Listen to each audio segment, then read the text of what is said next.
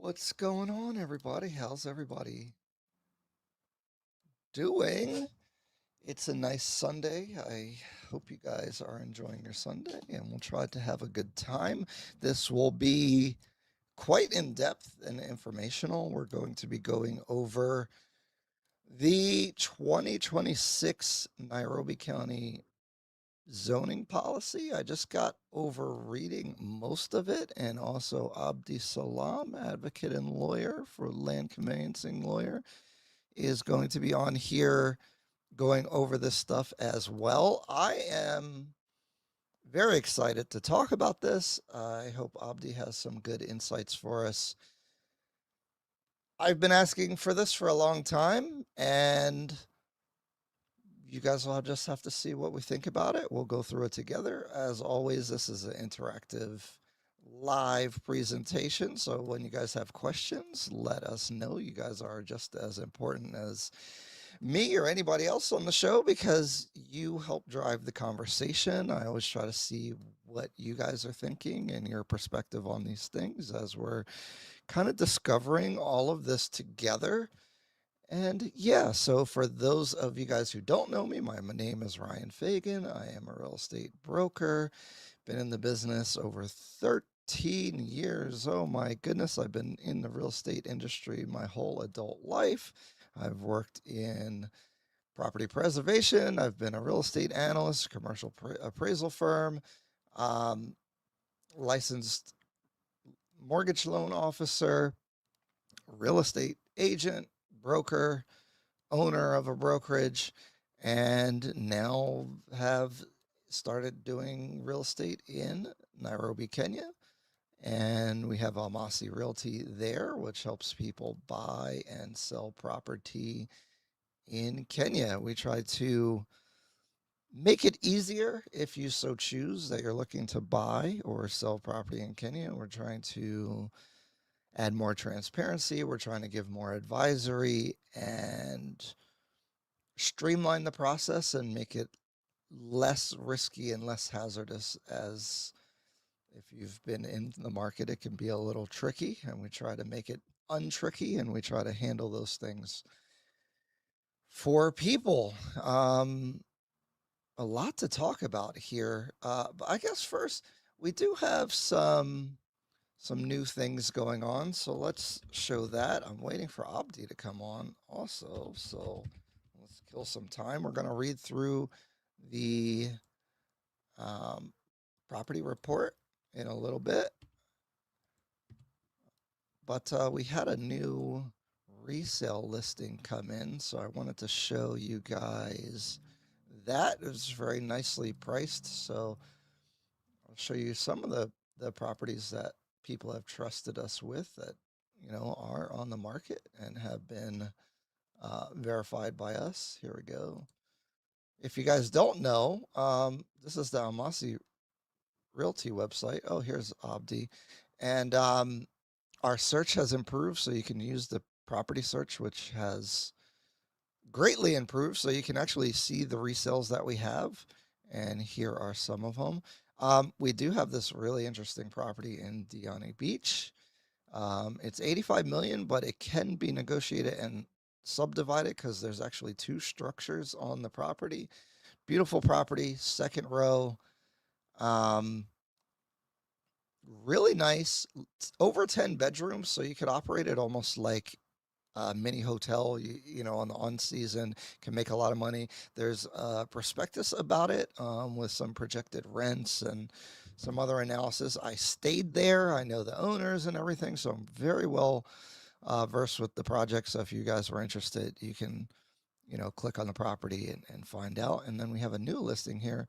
Um, this project is just now completing Polaris Residency. It's a one bedroom plus study, so kind of like a two bedroom on the 12th floor. Not so many pictures. We just got it in. It is an interior unit. It's listed for 8 million, which is pretty good for, if you're pricing it like a two bedroom. Pretty simple, basic, but at that price, when people are asking for immediate occupancy maybe investment property, you're really not going to be able to beat that price for what you're getting. It's in Kilimani. It's on this side of Ring Road. Quite interesting property. If you guys are interested, you could fill out the information there and reach out to us. But yeah, we've been revamping the website. Our search actually works now properly, so you can look up properties this way. If you're in the mail list, we've been pretty excited about this Oak Rise property, which is an alternative to the Diplomat because the Diplomat's pretty well sold. So if you're interested in that area in Upper Westlands, this is definitely a consideration that you should be making. Oh, the volume's good now, or is it too low? I mean, I'm up. Hopefully, it's better. Everyone says it's the volume. So yeah, check out the website. Let me know. I've made a whole bunch of improvements, and yes, I've did all this by hand. Okay. The other thing is that our resident selector or our unit selector is now live. We're trying to bring some sanity to selecting units. If you've ever tried to buy a property or select an off-plan unit, it's hard because they're sending you like WhatsApp messages of the floor plan. Then you have to see the price sheet. And then where is the unit? You don't want to buy the wrong view by accident, which can really happen because the situation's confusing. Plus, we're giving more analytics. We're showing the availability in a little bit of a more understandable way. This is Belgravia. And so you can go through, you can see the floor plan. So if I want this 2-bedroom plus mini studio, which I think is a really good unit at Belgravia, it will highlight all those. These are A2, B1, B2, all different sizes. Yes, we've added price currency conversions. Oh my goodness, I know it's taken a while. It was hard, okay? I'm not a computer programmer, so it's taken me a long time to develop all this. So now you see the availability sheet in a much better way by floor. You could scroll, you see what's available. So if you're like, okay, I want A2 here on the 23rd floor, which is available at Belgravia. Oh, look, there is where it is right here. This is facing the city on that side, and this is something that we'd advise for you guys. And then this is the green Gong Hills. They sometimes will say Navasha side, although that's really far away.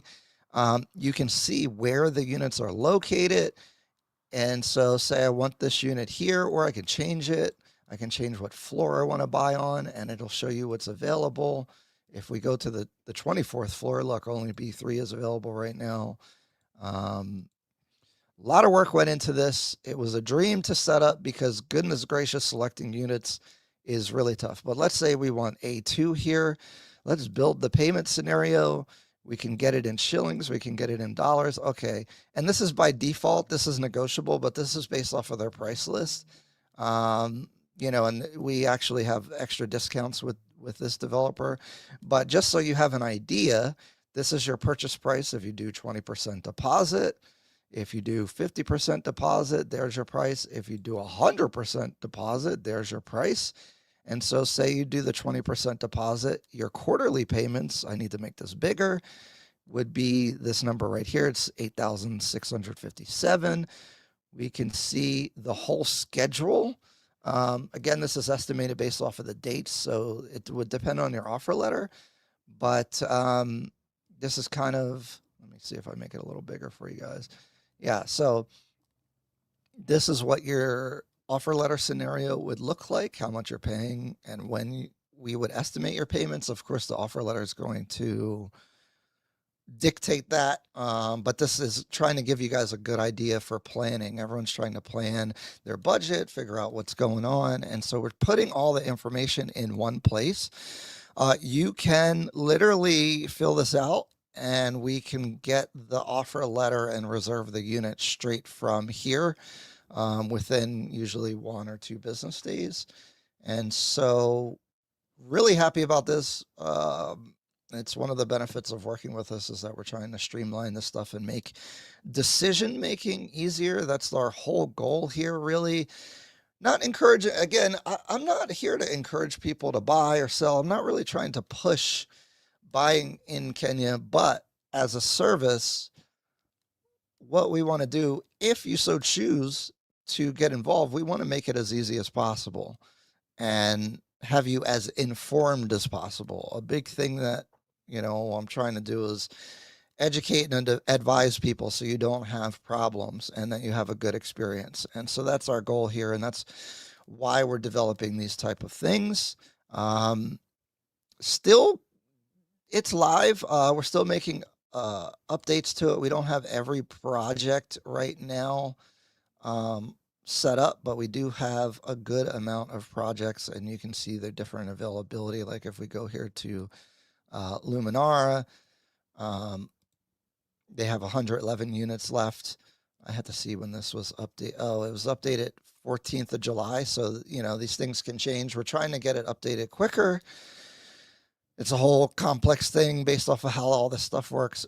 And the other thing is, even if you're not a buyer, you can go in here and kind of analyze what's going on, what's selling fast, what's selling slow, what prices are looking like.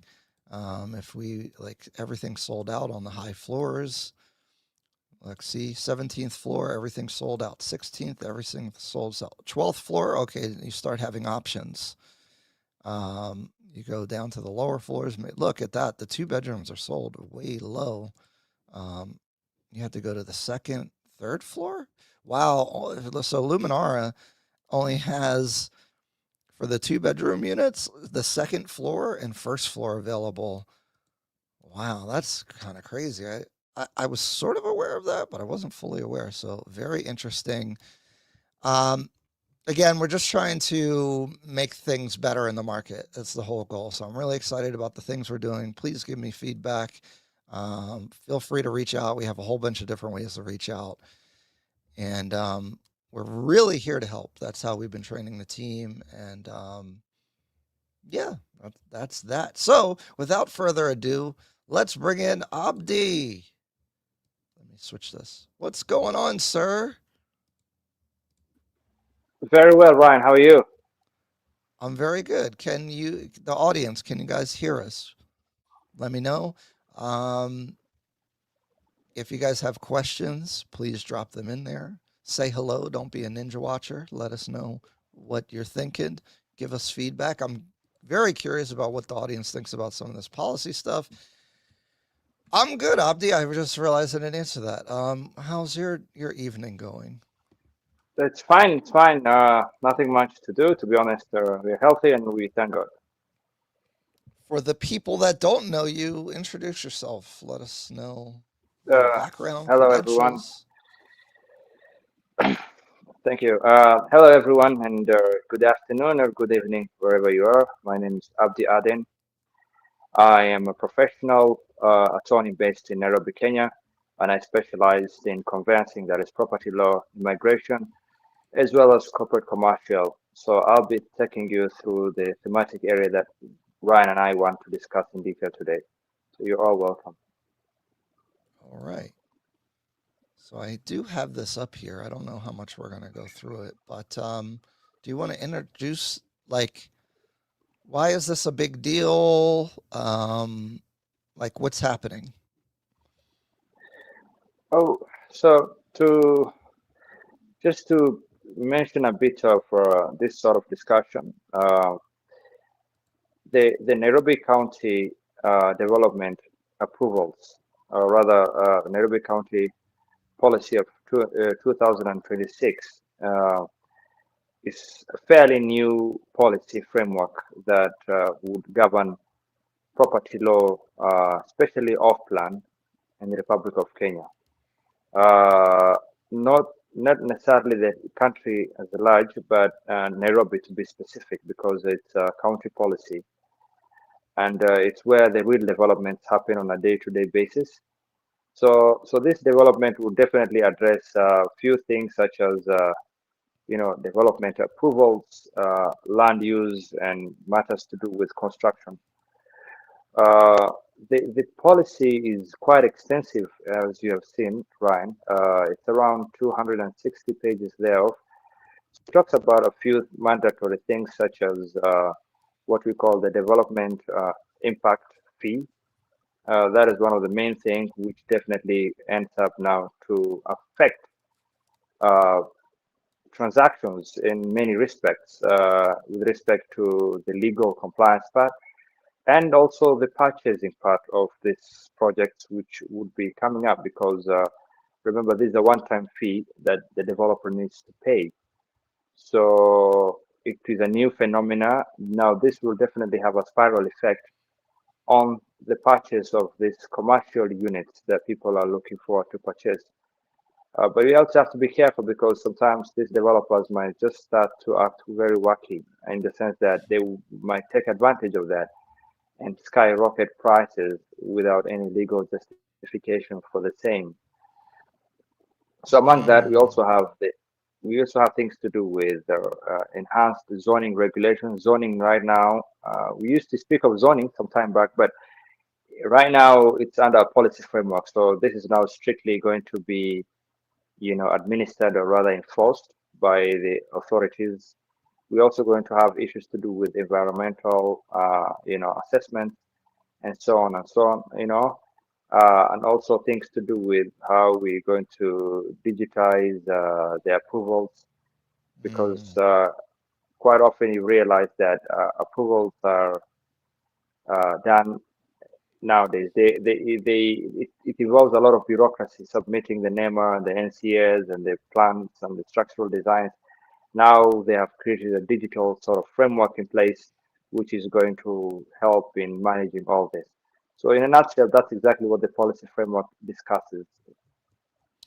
and so the reason why I'm very excited about this is because I, you know, I think Nairobi's awesome. A lot of change and development was coming, and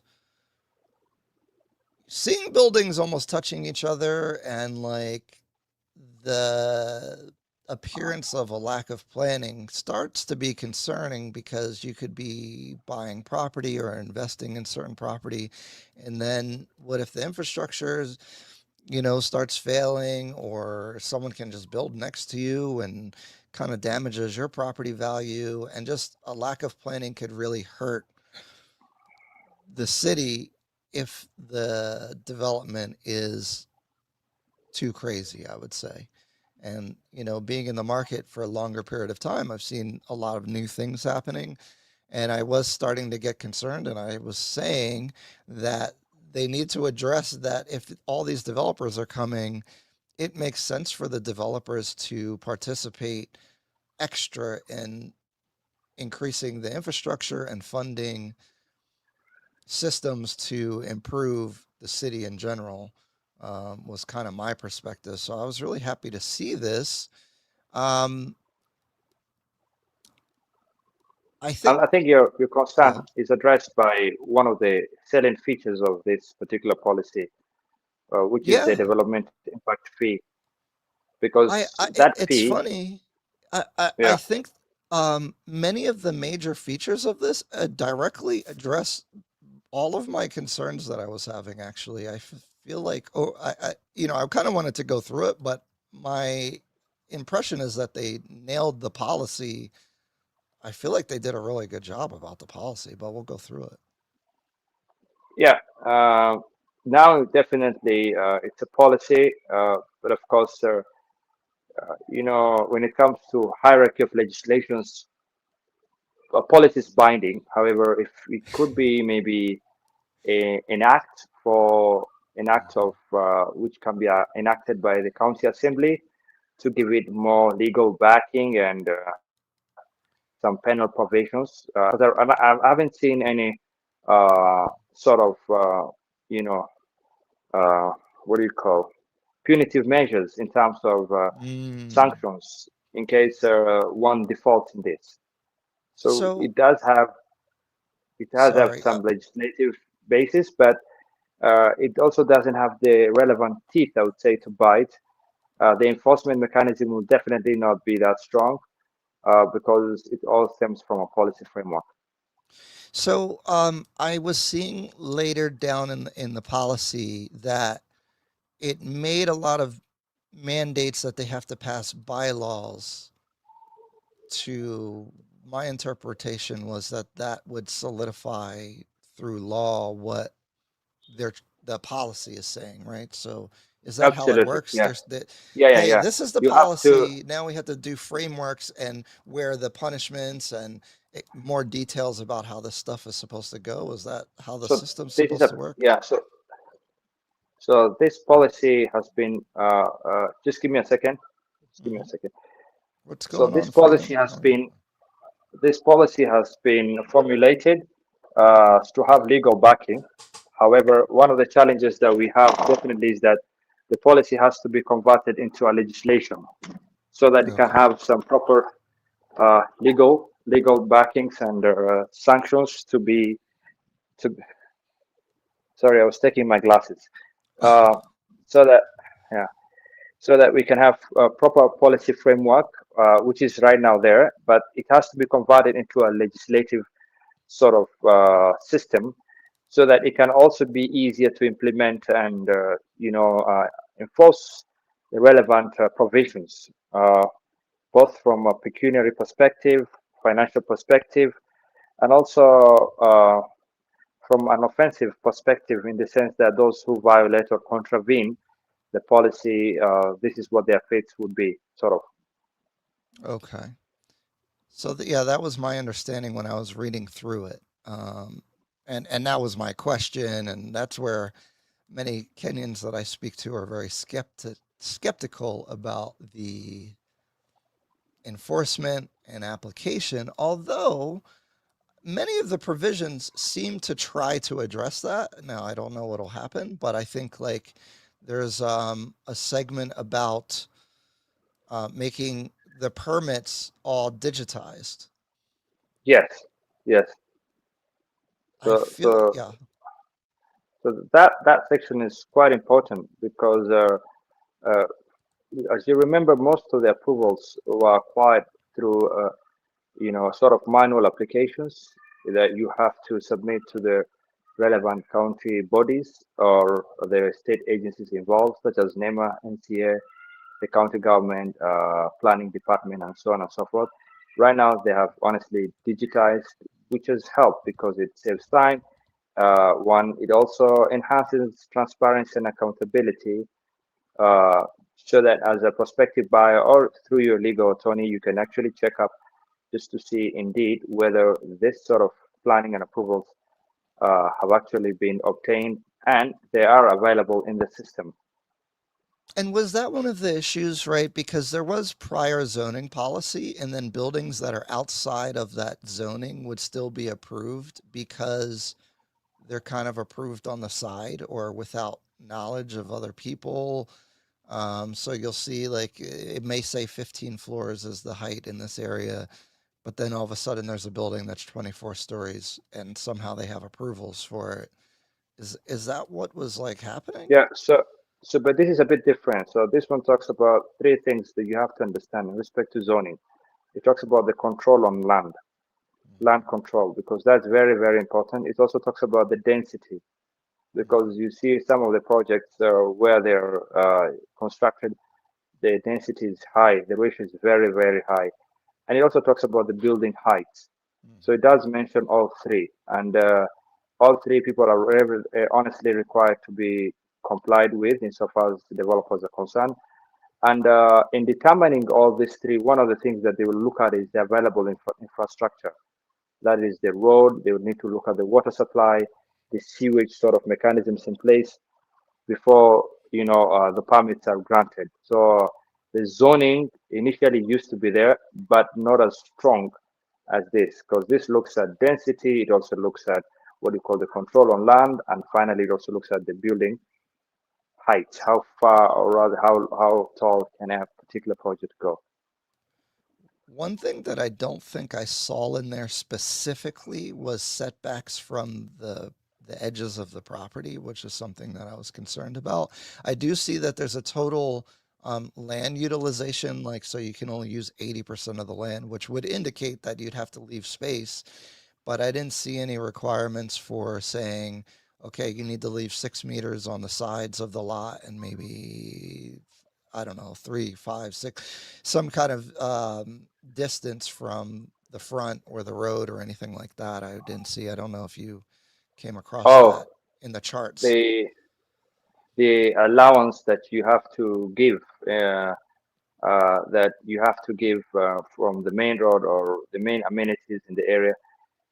Well, I think that's more of a trite law because we know where the beacons are, and anyone who's definitely now bound to encroach uh, is always liable to either pull back or face some sort of a demolition notice on that aspect.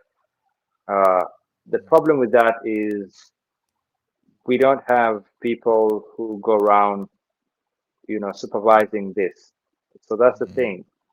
You see some of the projects that are ongoing right now in certain areas, Kilimani and Westlands, they very much encroach towards the road that they don't mm, even leave enough space for water catchments and water flows when it rains. So we then tend to suffer from sporadic sort of floods and flash floods, which take over the entire infrastructure, and that goes ahead now to damage the roads. right. So, And I because did of see some that provisions allowance, for that where they're mandating some water controls on the developments as far as yes, rainwater yes, water, and the free garbage free chutes flow of and water. things. Yeah. Oh, yeah, yeah, yeah, yeah. So that one's different. It talks about it also goes ahead to talk about that you're gonna have Yeah. electric vehicles charging. It also talks about waste sanitization sort of framework. It also talks about solar roof. Yeah, the roof Yeah. has to be 100%. solar. Yeah. Yeah, yeah. So that is now being environmentally observant and environmental friendly, sort of structures have to be set in place. It Very looked like important. that was optional. As it said that it'll provide incentives, but it didn't seem like it was going like it's mandated that they had to reach all those. What is that? Energy neutral. I forget the term, but Yeah, that's why I say it's a policy at the end of the day. It does mm, provide, sort of recommendations. The more you get to have environmental framework that are friendly to the environment and projects which are going to observe the environment closely, definitely projects which I suppose would get high level of approvals real quick, as okay, opposed to those who don't wish to comply entirely, even though it's quite discretional. okay. So, as I was going through this, I was so encouraged by what they had written here in the first place in the preface, um, especially this second paragraph, because this policy is meant to bring order, clarity, and predictability to how physical and land use development evolves in our city. It provides practical guidance for all stakeholders involved, including residents, developers, professionals in the built environment and institutions, among others, so that decisions about land use and building approvals are transparent and based on clear standards.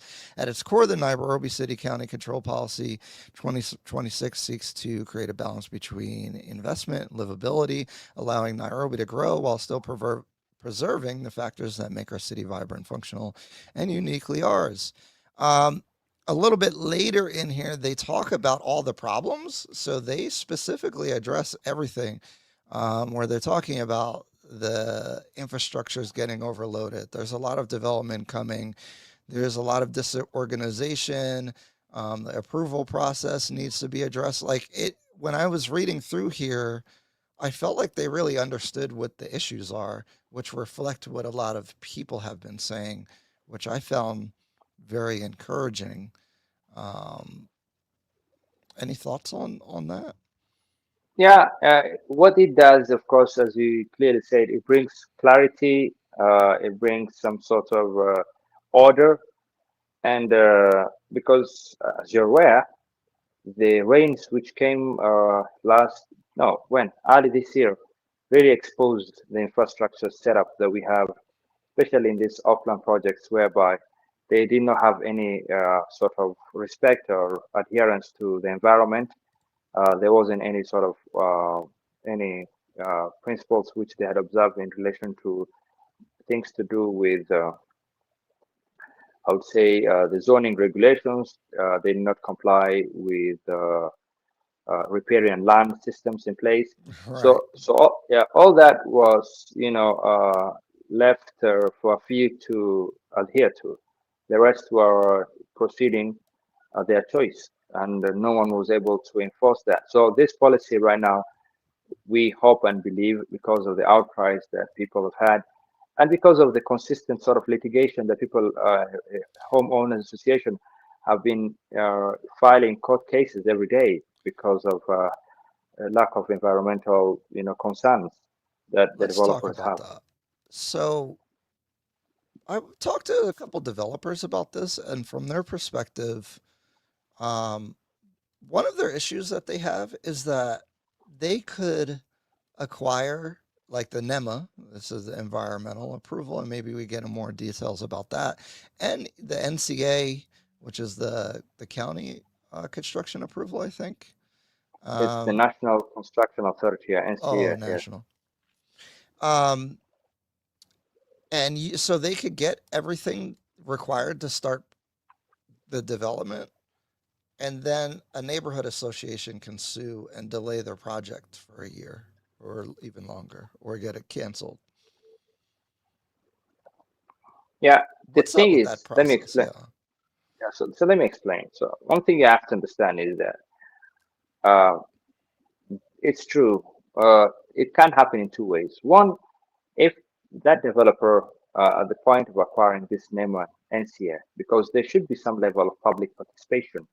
Right. Now, what is public participation? It's required under the law in the Constitution. Now, if you don't engage members of that particular vicinity and call on to them for a sort of meeting, and the local chief comes on board, whereby they give their feedback and or thoughts on the project, then the presumption is that public participation was not complied with, and anything which has not that has not gone through public participation in any process is bound to be set aside. Now, one, that could be the case. Two, it could be that they went through public participation. However, one thing that you have to understand is, in this country of ours, we have a very robust constitution. So if someone runs to a court of law and decries that his right to clean environment has been challenged, a right to live in a dignity, right to dignity is also in threat, then definitely the courts intervene. Every time you invoke a right that is inherent provided by the Constitution, then the courts are bound to intervene and address the matter. So through that intervention, the courts end up issuing a court order halting the project until the matter at hand is dispensed with. Now you see that what is precipitating the delay, because in as much as we have a very solid project which has complied with the relevant approvals and permits in place, but then if an interested party who is likely to be affected by this project goes on to invoke that his rights are in threat or have been infringed upon by this project, then definitely the court will intervene. So that's what brings about the problems that you see, or the lack of public participation at the point of these permits which were issued or approvals. And some of them are actually acquired irregularly. You might see at the Hmm. face value they're genuine, but then the process which was undertaken in the acquisition is actually also challengeable. So some will definitely. And one thing that I also want to tell you is, uh, I have high belief, reasons to believe that some of these people who process these approvals also end up engaging the public who are in that area, and tell them that you have a very good claim, reasonable cost to go to court, and some developers have been extortioned for that, whereby a litigant comes and threatens them with a court action, you know, telling them that they will stop the project through a court order unless they pay them this sort of money. Mhm. So it's a cat and mouse game between developers, homeowners in that locality, the people who are part and parcel of approving this. So sort of a game that is being played. So you're lucky if you happen not to be sued and you finish your project on time. Some even just decide to bribe. Some developers just bribe the local leaders of that vicinity just to turn away or turn a blind eye so that nothing pops up and the project is done on time. Yeah, it's funny, like our system here has a similar procedure where if you want to build certain things that are outside of the zoning, you have to notice all the neighbors. Then it has to have a hearing. The community gets a chance to come out and say what they want to say, and then um, the board would be able to either approve the development or construction or deny it. But the moment for the community to be able to do that is at that hearing. So after that, you have basically waived your rights thereafter. It seems like the difference is in Kenya, you can get all the approvals, but the approvals, I guess, are not as relevant because at any moment, someone can just say, this is affecting me. Yes, yes, especially if it's a right which is being violated. Gosh, that's tough. Because when I've spoken to developers, some of them select their project location specifically to avoid this issue where there's a less likelihood of it happening. Hmm. Um, Rather than because it seems kind of random. It seems like hard to do business that way because you can't predict what may happen at any moment. You could go through the proper process and still run into this problem. I find it a bit odd. Is that do you Well, think that's the what do we do? intention of how the law works, or is this like a loophole that? No, no, no. You see, the intention is to promote business and harmony in the society and let people do business and let parties not be interfered with. But above all, you do know that the Constitution is the supreme law. So if one invokes a provision of the Constitution, especially on the Bill of Rights, human rights, then Mm-hmm. everything else is set aside. Everything else can wait. Yeah. So Interesting. until the right is addressed. Yeah. But some developers are smart. So what they do is that they also threaten that particular litigant with damages. Mm, Damages. Yeah. So that you can't just run to court anyhow. I You run see. to court if your matter doesn't materialize, your case doesn't materialize or doesn't withhold, then you're likely to pay damages to the developer for the delay occasioned by your action. Oh, Yeah, it's a tricky game that. it Oh, is. It is. I hope that sheds some light on how the inside of this stuff works because there's a lot going on as far as why and where properties are um, Mhm. developed at. Because I think that's a very relevant consideration for a lot of developers. It's very important. Very, very important indeed. All right, so this is like the policy section, and then they have this new development impact fee, and it's Yes, the based one that I off of spoke about, yeah. the mandatory one that I had mentioned. So Hmm. it's based on the ground floor, what do you call the gross floor area, the intended use also of the development, and as well as the location. Right. Yeah, so Which those makes are the things. sense. Seems very logical to Yes. do. Which I was saying they probably should do something like that.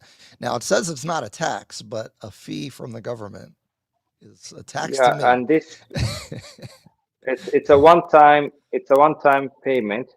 It's not Hmm. recurring. It's a one-time payment, and it's usually paid at the point where you have to acquire the approvals. And the good thing about the proceeds actually would go to what you call the Nairobi Infrastructure Reinvestment Fund. Hmm. Yeah, so it's a fund which is specifically meant for uh, what I would call development towards the infrastructure. Seems like a really smart policy to me. Do you think Yes, it'll have if impact on the implemented, prices? Oh, so definitely. that's the first thing. So this is not currently in implementation. They have to pass a law. Yes, Is so that this is a okay? policy framework. It can come out in the form of a cabinet circular. It can without necessarily going through legislation. But of course, in my view, I would rather have this policy, drafted and converted into a legislation so that it can have proper legal backing and sanctions in place. That in the event one contravenes or violates any uh, framework of this policy, then they are definitely on the wrong side of the law. Okay. I just remembered something that Costs will in go higher, as you had asked. Definitely, it will affect the commercial aspect of the properties. oh, Remember, there's a new fee which was not in place. The developer now has to pay the fee from their own pocket. So that means now they'll have to compute that to the project. yeah, makes sense. Anytime you add taxes, you're actually just adding to the price of things. I hope people understand that. In this particular case, I think it makes sense to do because you can't have the developers coming making all this money and then not the government's not getting any money to um, improve the infrastructure to the scale of the development. Not But it only the getting passed government, on to buyers. But a lot of yeah, the buyers are foreign buyers, so I mean, it's okay that they're paying more. I guess I don't know. but no, but the thing is that it does not only benefit uh, it doesn't only benefit the government or the county government, as you would say. It also benefits the end user, who is now the investor, the buyer, because the infrastructure in front of their project or their house will definitely be good. The roads will be clean. The Right, roads will be well done. You know, yeah. So it will definitely also impact their livelihood and in a good way. right. Hi, Nairobi That Barbie. She said hello, sugar. Ryan and Love Bugs in the chat. Welcome. Okay, so I think as the first main policy point, I think that's a good thing overall. Do you think that's prone for the money to be misappropriated? sorry. Do you so everyone's skeptical when the government collects money for things that it could be misappropriated. Is there any provisions to make sure that when it goes to that fund, it's actually used for its intended purpose? Well, Kenya is Kenya. Welcome to Kenya. Got it. So Okay. we hope, and we have faith that it Hope will and faith. go, yeah, it will go to the right channels. Okay. I hear you. Understood. Yeah. I have So, to pivot real quick because I'm supposed to come back in September and then I see this. I sent it to you this morning. What's going on? They oh, they want us to get uh visit travelers insurance? yeah, it's a new thing, honestly. Uh, it's honestly a new thing, and I don't know where the justification for this, but Very suspicious. I don't know how. And in a gazette notice. So it's something which has already been approved by the policy. But the good thing about this, honestly, uh, you have insurance brokerage firms who will help you procure this without necessarily having the 50,000. Definitely. So as you know, Yeah, when but you let's say, are they trying to get these insurance companies money by mandating it and then saying you can only buy it from these ones? I don't think so. These are travelers entering Kenya. So definitely you need to have an international. It's definitely going to be anything international. I don't think it's going to be local because Is you're this in supposed to have this. effect? If I land at JKIA, they're going to ask for a proof of insurance? Not yet, I suppose, but it has been passed. So it takes 2 weeks to take effect after the Gazette. So we hope, let's hope by the time you're coming, it's not in effect, or else You, you'll come through the Uganda border or Tanzania border. I mean, I could get insurance or whatever, but it just seems like an odd thing. And so I see, and I always have this conversation. A big thesis about the development is that a lot of people are coming, and so now if you're adding all these weird disincentives to come, you could do a chilling effect Well, on like,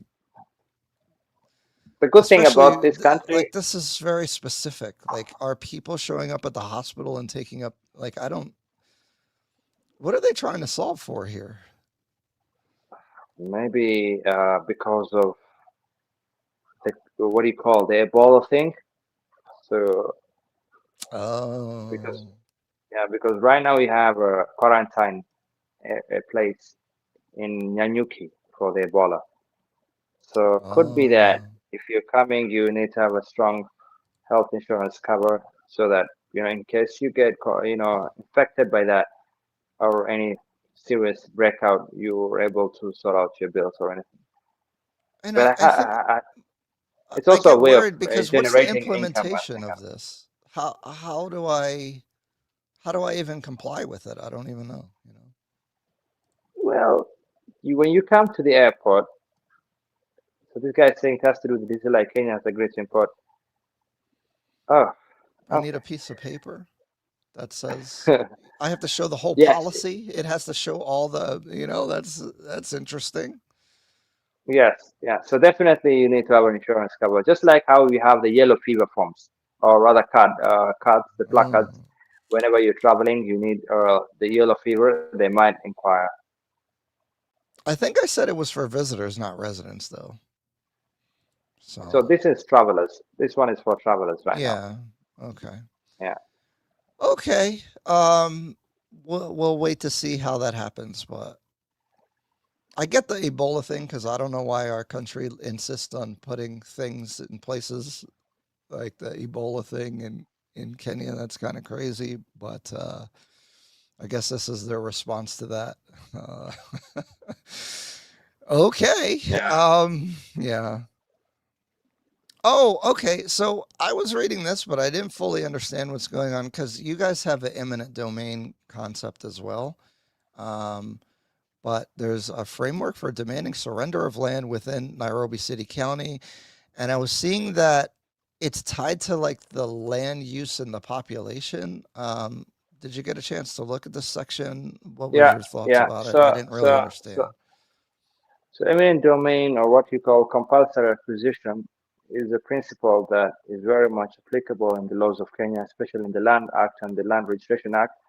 So what it talks about is that the county government, of course, which is, we have two levels of government. We have the national government and the county government. The Hmm. county government is as good as the national government. So any level of government can forcefully acquire your land for the interest of the public. So definitely you'll be compensated. You'll be compensated. So the law is very clear on compensation. You get 1.5 times more the market value at the time of the eminent domain taking effect. So my understand, like, I didn't fully understand this. Are they doing this calculation and then saying whatever this number is land that we're able to seize? Yeah. So you see, they indicate the process follows 4 stages, which is the population projection, okay, then facility needs that is needed in that area to quantify the land requirement and the documentation approval. So the surrender area is computed. So when they are surrendering, this is now what they look at the threshold of the land acre, and then it equals to the projected population, which is also the facility threshold, multiplied by the maximum land. Well, it's good in theory. We don't know how it would apply in practice. But let's see. It seems It very does broad. sound, That's a little yeah, yeah, concerning. and it also brings about issues to do with who qualifies for these eminent domains and who Hmm. doesn't Because necessarily categorize. a lot of foreign buyers are concerned when they have leasehold because they're concerned that the Oh, government would no, no. non-renew. So, well, no, to be honest, no, because you see, when you have a leasehold on your sectional title, it's tied to the project, and you all fall under the corporation. So it's the corporation which will definitely apply for the extension, not as an individual. And above all that, remember that piece of land that that project sits on, if it is public land, or rather not public per se, but if it's a land which is in a strategic location and the government does need that land very, importantly, then yeah, the eminent domain triggers in and you Yikes. lose. But the good thing about that is that you get compensation. We have Do the you land think they would compensation mechanism. fairly value it though? That because that's it. I've worked on those cases here in the U.S. Um, and honestly, so I worked in an appraisal firm that is hired by the government to value sections of land that they were taking. And I Hmm. remember that the word came down and was like, the value should be $450,000. And so I'm tasked with coming up with justifying the price at the price that the government had asked, that's kind of dictated, which is a bit corrupt in my opinion. And so I was wondering, um, Well, the thing about here is that they do compensate, of course, but you have to still there's some level of bureaucracy and corruption which will definitely be involved. But I remember when when the government was doing the SGR, so the parcels of land which that the place where the train would pass, people rushed to buy them once they land. okay, yeah. Yes, at a very low price, and once they land that this is where the railway line will pass. So they ended up now purchasing pieces of parcels of land there. And Mm. believe me, the compensation was done by the National Land Commission (NLC) So at you one think and a they half do a times proper more. valuation? If you have the right channels and the right people to help you, or else, I need a you'll even sound get for half of your that. price. I You'll see. get Okay. half of your price. You need the right connections to get the proper price. Okay. Well, welcome to Kenya, Karibu, Kenya. Um, okay. Let's go to the next section that I thought was interesting here. Yeah, see, there's a lot about this eminent domain thing, but I think you covered that pretty good. Yeah, water sewer cover. Oh, I did have a question about um, you had spoken about like how do they know what the sewer capacity is? Like in a real way, like I know in theory they're sending an engineer doing calculations, but are they really doing that? Like what level of confidence do you have that they know where it's flooding, what needs to be addressed, how much water flow you need, how much sewer flow you need for so many units? Like do they have that mapped out or is it Yeah, just it's the Nairobi Water who do that. So, uh-huh. so the Nairobi Water very well know which are places that are prone to flooding, places where the river passes, places where it's a water catchment area, and they have the full sort of dynamics, the geospatial elements of full understanding what exactly in terms of water supply and the sewerage system, because that's what they call the Nairobi Water and Sewerage Company. So they also address matters to do with sewerage. So definitely they have a map which outlines which areas of Nairobi are prone to having sewerage problems and which areas are prone to flooding because of poor drainage systems and so on and so forth. We might not necessarily know the full inner details of how they wish to, enforce or rather implement that, but definitely I'm pretty sure they have the data. Okay. So you, as you think that you would trust them that they know what's going on. Well, the thing is, this policy, of course, one of the things with this policy is that it requires greater legal due diligence, to be honest with you. It requires comprehensive legal due diligence. You have to check for various things. Uh, Among the things that you have to check for is things to do with if the development does comply with the zoning regulations. Initially, we never, or rather, if we did, we would just skim through. The other thing is whether the planning approvals, because right now you need to get the planning approvals done, and they have to be submitted online, electronically. So you have to check them electronically.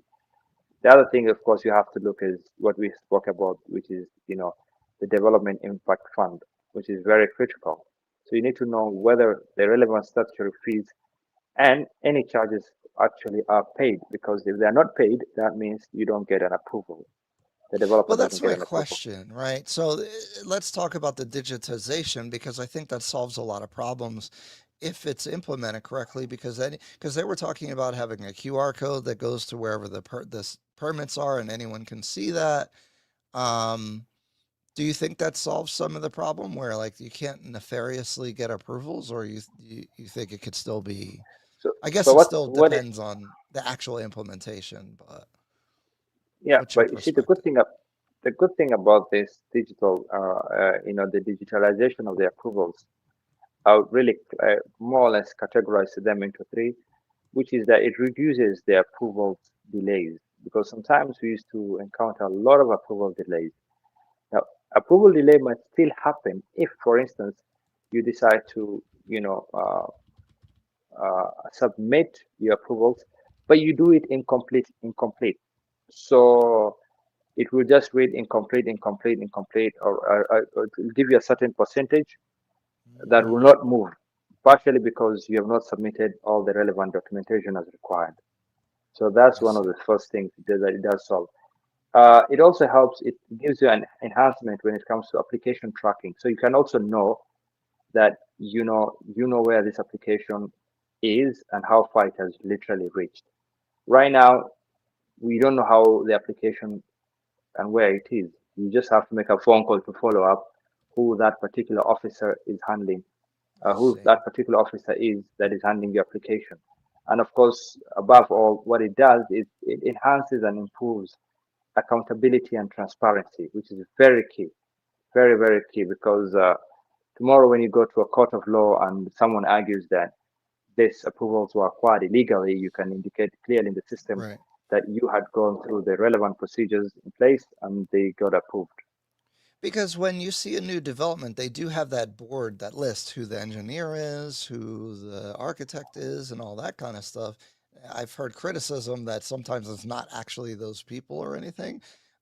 In the policy, it was saying that they would have some kind of QR code.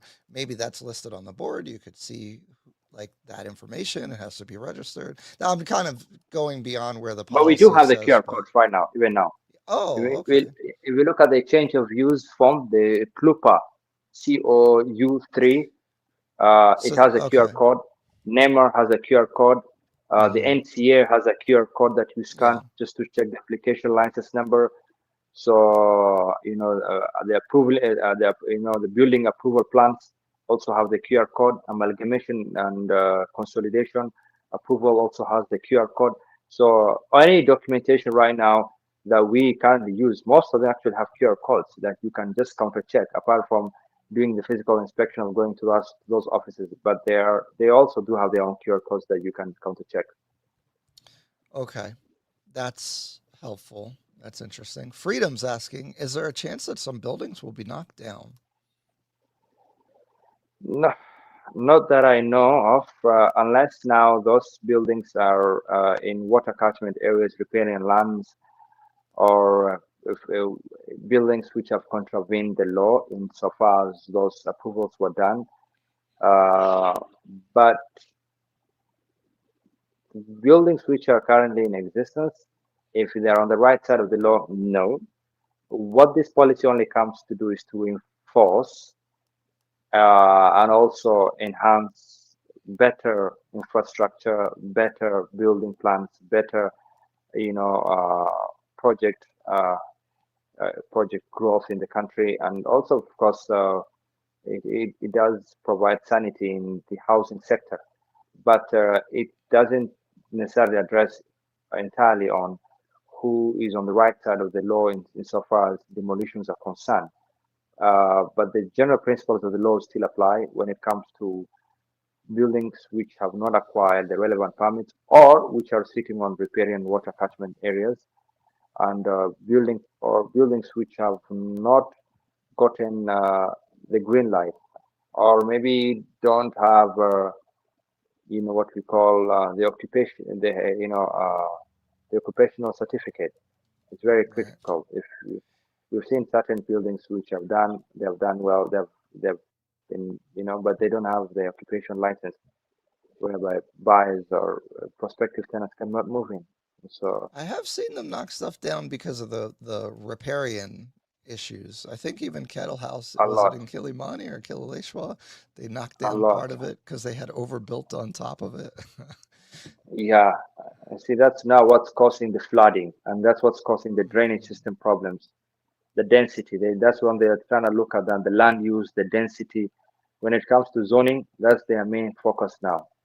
And I realize if those drainages get trash in them, it also blocks the drainage. I've seen things like that where it's kind of causing issues. So even the current Definitely. infrastructure is getting even the infrastructure may not be enough, and then you add these other issues, and then you have even bigger problems. So Waste, yeah, poor waste management systems. yeah, And that's one of the biggest challenges we have.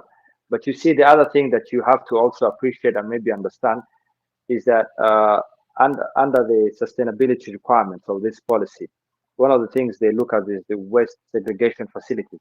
hmm and we Yes, talked about that last week. Is that there's waste we have management proper is waste. Yes, very critical, very, very critical.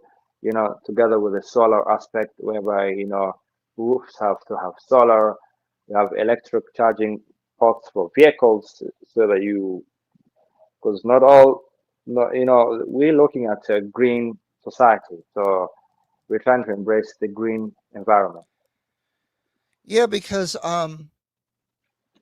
the air quality on like Waiyaki Way and stuff is pretty bad because all those old vehicles. And I know that they were trying to do vehicle inspections, which I thought in theory is a good idea, but then the implementation, I was like, oh, I don't know what's going on. But I mean, I do think that's Carbon probably an monoxide, issue. yeah, Yeah. emission is dangerous. Yeah, it's true. And that's why the inspection was to get rid of unroadworthy vehicles. Yeah. Yeah, So but I hope they it, sort that out because it does make sense, but also you don't want to make too much of a burden for people that they can't even, no, you know. I honestly think it went to a court of law and it was stopped. Yeah, it It's was. yeah, so it's things being reviewed, the legality and the constitutionality of that. I just see these plans get put, but there's no implementation arm to them. So I always get confused. Like, where's the actual plan to make this happen? Like, who are the inspectors? How's that going to work? That's my only. The inspectors are there. Are They they? are state agencies. Yeah, if you look at most of these legislations, it has a governing body. Like right now, land Yeah, but do they have the control and land capacity to usage. do 3 million vehicles? Like, because there's what almost 5 million people in Kenya, in Nairobi. Well, How are how are you going to do that? they will. They will. What will happen is they will do that in conjunction with the traffic officers. So the traffic officers will be stopping you randomly in the streets when But you how? are in a But they traffic can't jam. inspect your vehicle. No, but they will ask for you the certificate showing Yeah, that you but have been what I'm saying inspected. is, how do you get a certificate if you have to register or inspect, say, 1 million vehicles? Yeah, I think they will do that. They will have a window period of maybe 60 days to do that. They will You're if gonna they inspect 1 million vehicles in 60 days with the current inspect. You see what I'm saying? That's uh, where I'm like, I don't see how this is actually gonna happen. well maybe it's a way of eating money. You land conveyancing guys take 3 days to send an email. Well, not you, but some of your counterparts. It could take 60 days to come to an agreement on a sales contract. How about inspecting a million vehicles? No. So, it takes a while. All right. So let's continue on here. 3.2 is the zoning land use. So they're changing the zones. I think there were 20, yeah, 20, and they're going to 15.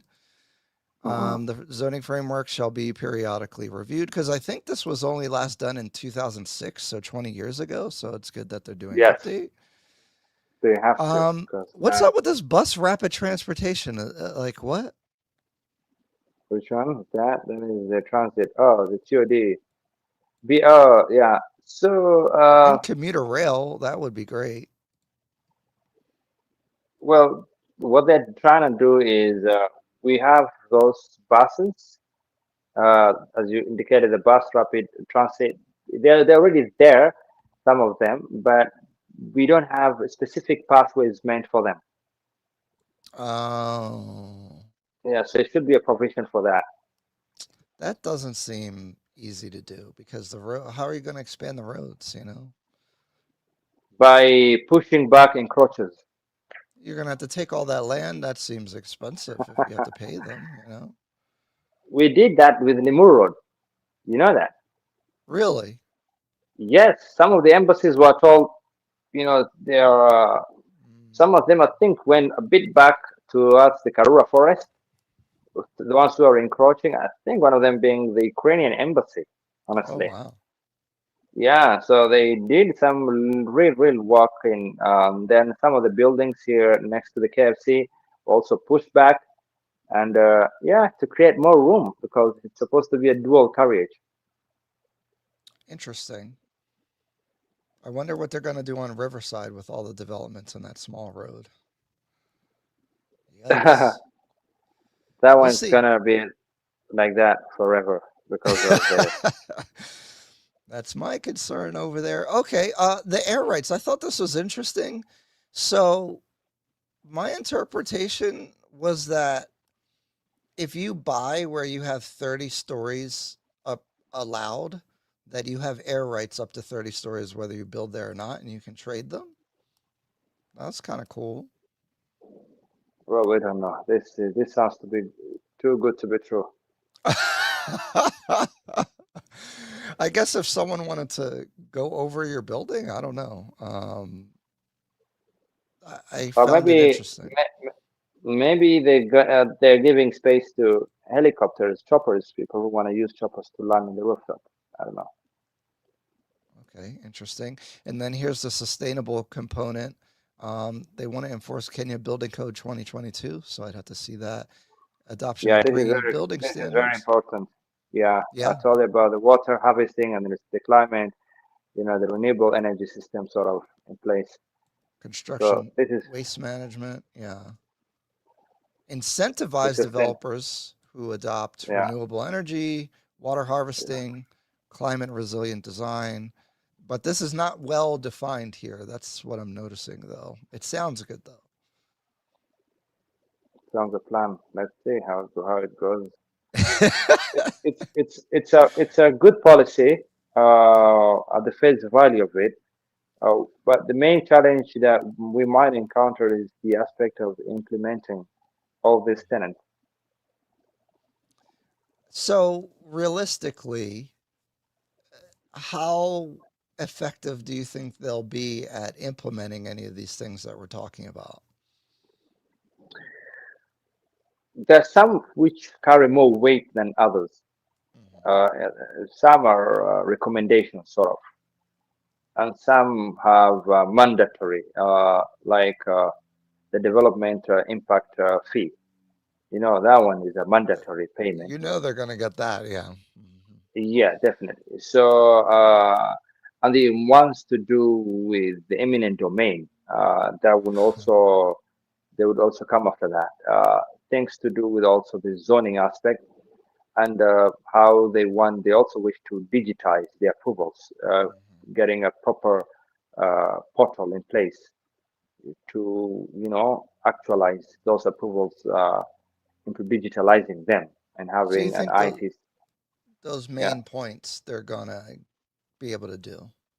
Yes, yes. The Okay. ones which now where they talk about sustainability, those ones are incentives require, they're trying to encourage people to go green, but we will see. We'll see. Here's Oscar. What's going on, sir? If you guys didn't watch the last live, it was really good with Oscar. We talked about a lot of things about Yeah, I did. It was very Nairobi. nice. I Oh, thanks. remember. Yeah, I think people liked Oscar's perspective, and he's very cynical. So, see, implementation is what matters. Proposals have always been there since Nairobi was born. I'm Yeah. optimistic. Well, the thing is, he's right. Most of these legislations that we have or frameworks, I call them toothless dog. It can bark, but it can't bite. So Mm. that's how it goes. Well, I'm quite intrigued because I feel like they addressed all the major problems, which makes me feel like they know what's going on, which is encouraging to me. Maybe there's difficulty with implementation, but I was wondering, do they know that this is messed up? Like how some of this stuff is happening? And to my not surprise, but encouraging, okay, they've listed all the problems and here are some of the solutions by policy. Now, will that get done? I think that's is where you guys think not If as they much. convert it into a legislation, yes, it Yeah. will have stronger backing, bigger So if you backing, put a and authority. percentage of probability for the main functions of this to be implemented, what would you say? What's the chance of this actually? 75%. Oh, 75. see, Yeah, 75% of the uh, main aspects of the policy, yes. okay, But 20 to 25% optional to the ones which are not very important. okay. Um, they're talking about the subway, but let's continue because the subway is the proper solution for the transportation issue, I think. But anyway, let's this is some of the green stuff. So they want to require high-rise buildings to install dual garbage chutes for general waste. That makes a lot of sense. Actually, there was a comment, someone talking about garbage chutes. Um, Me personally, I would like that because I don't like carrying the trash all the way down there. So um, that's cool. Mandate pollution prevention plan for all commercial and industrial properties, including sites of specific environmental. That's very general, so that doesn't mean too much. Climate responsive zoning. Okay, whatever. That's general.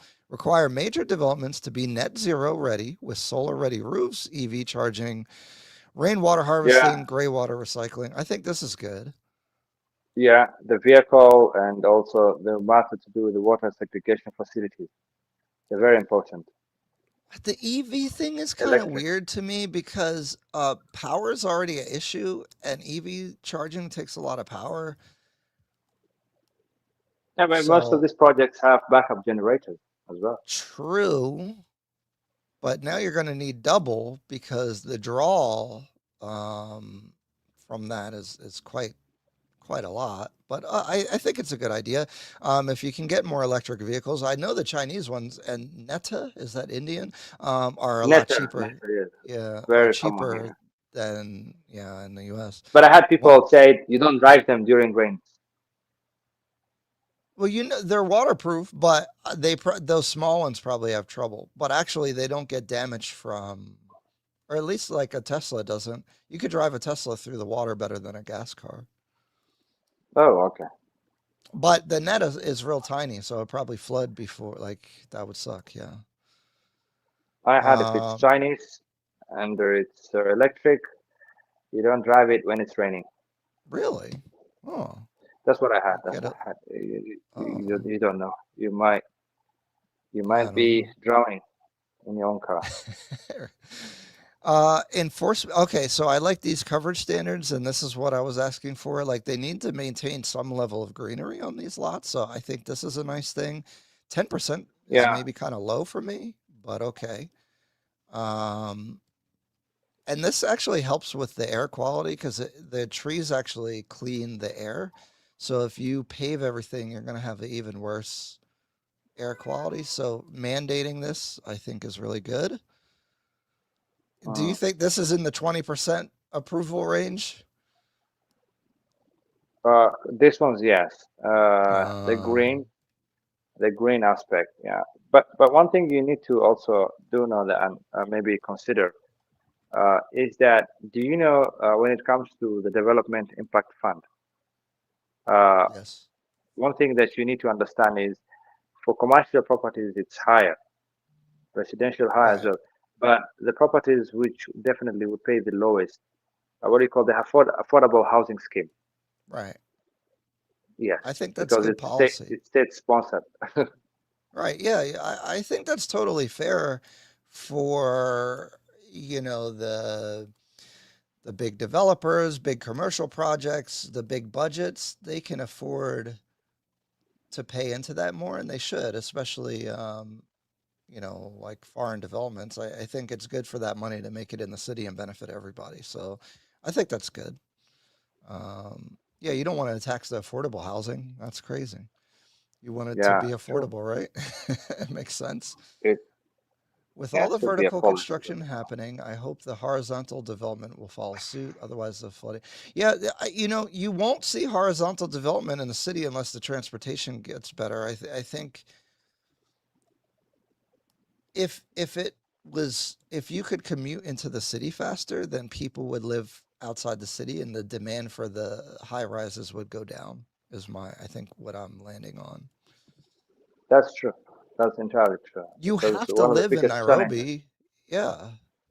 one of the biggest challenges we have is the traffic systems and the infrastructures in place.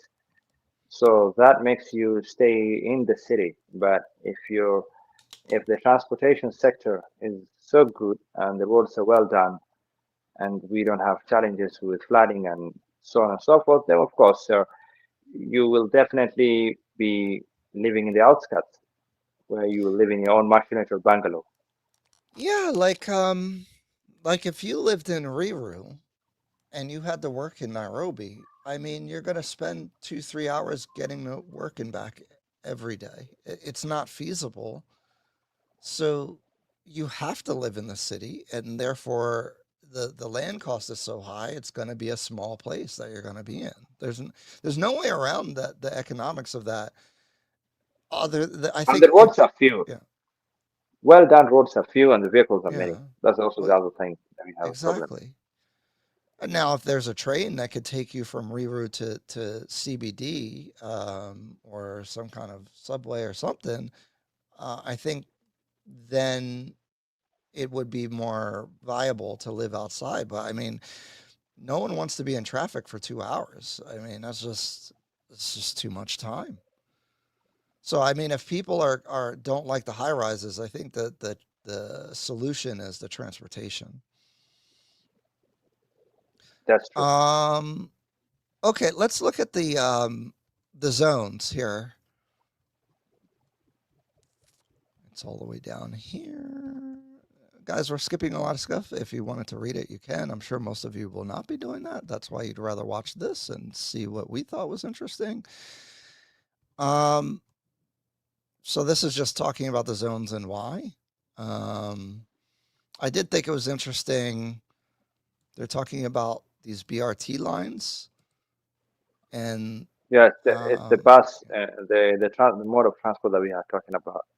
I don't know how they're going to implement that, but okay.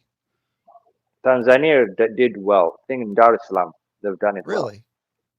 Yes, Dar es Salaam Oh, done it well. It has its own sort of place where these buses come and they dock and they also proceed. yeah, see, Freedom. I saw this, Freedom. Sakaja claims that when they're done, you'll be able to get anywhere in Nairobi in 20 minutes. He thinks we were born yesterday. But a proper subway, I know that I agree. I don't think that's going to happen that fast, but that is the solution because and we talked about it last week. If you look at a map of Nairobi's roads, they don't connect to each other. A lot of them go to dead ends, and it would be really hard to make all your roads connect, which is probably the other way to solve it. But I mean, a good subway system, gosh, if you could go from Kilimani to Westlands via subway in 10 minutes, I mean, that would be incredible. Hopefully, they're able to do it. The expressway is trying to help, but we can't have 100 expressways in the city. Definitely not. Uh, Otoyo says, Nairobi needs no subway. The population is low. Yeah, but the transportation channels are not good. So the BRT, what is a bus lane? You're saying? Yes, yes, that's true. It's a bus lane. So one thing you need to understand is that it's going to provide a corridor which is besides the main road that where it will pick and drop people. So That's and most cool. of them actually are also environmental efficient Yeah, it and they're could be good. an electric bus or something, right? That would be good. Would Matatus also be allowed to use it or no? No, Matatu, that is designated zones. Because Matatus are like part of the culture, though. Yeah, How would you feel if they got rid of them? I know they're annoying and they try to run you off the road, no, but they can't get rid of them because they're one of the main stakeholders in the transport sector. see, I Very like fun. the light rail too, instead of the BRT. But that's just my thing too. I agree. Um, don't let us forget, Deca member, thank you, says, please remember to give us a summary of the important points that we should take away at the end. We'll definitely do that. All right, let's talk about this. Some of these zones, I don't know all the zones, but this is kind of how they're doing this. Here's the CBD. This is the max height, so 75 floors. Land use is mixed. How do they define Yeah. this? Would be a question. Ground coverage, so you can only use 80% of the lot. I think that's good. Plot ration? So these are specific, uh, you know, parameters that they would use to assess and trying to find how and who does comply and who doesn't. Right, But it does put some sanity and order, especially not in CBD, but areas which are prone to having high-rises projects. So I think that's the main target. This is just a sort of framework, but right. the target is those ones who are doing high rises uh, that are targeting prospective buyers and who are very much required to comply with the environment. Uh, Give me a second. I'm back. Okay. Dr. Deca with 2 joules. Thank you. Yeah, 75 floors, but that's the CBD. That makes sense. Um, Railway City? I don't know this area. No, Upper Hill community, 75 stories, 80% use. I don't know these numbers over here to be honest, guys. I don't know what's going on with that. Whoever made this chart didn't do that great job. Extended CBD, Museum Hill. I don't know. But 30 floors, 60% use on the lot. That's kind of low. So they have to leave a lot of land if this is followed. Valley Road, Milimani, 30 floors. Wow. I saw something very interesting in here that we'll talk about. Westlands, uh, Kianda Triangle. I'd have to look this up, this area. 6 floors. Oh, no, no, no. Wait, is that floor still? Sorry, guys, I had to go up. Yeah. So that's interesting. Only 6 in this particular part of Westlands. 50% use of the lot. Muthangari. Okay, so this is where Pandora and everything is. Single dwelling only, and only 35% lot usage. Are the safaris worth it, or should I hit the coast in Mombasa? I think Nairobi National Park is worth a visit one time.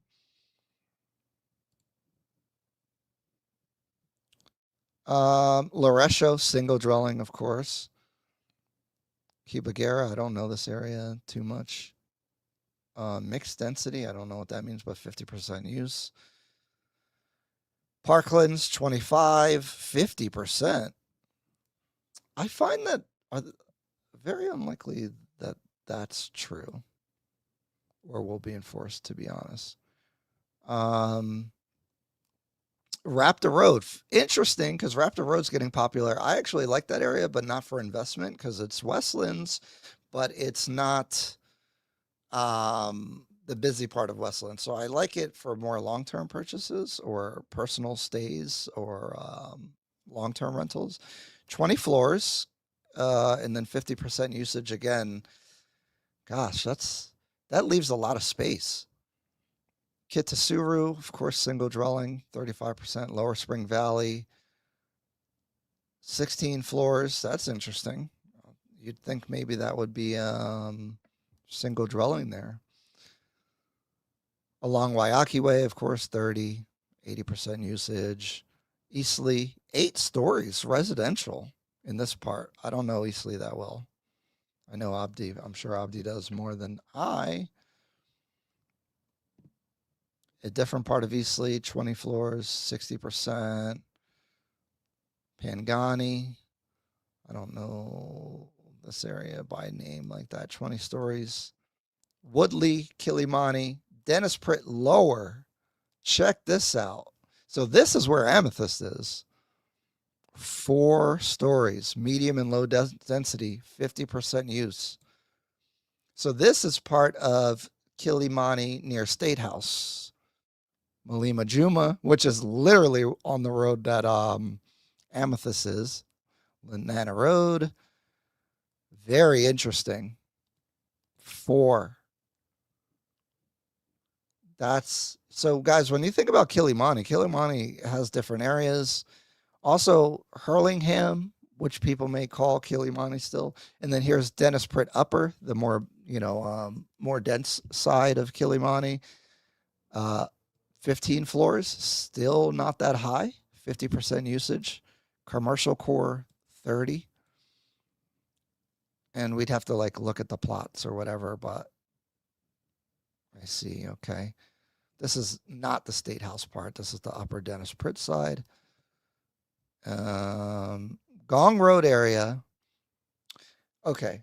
When I saw this, I had an epiphany, and it encouraged a thesis that I had. 30 stories, Gong Road.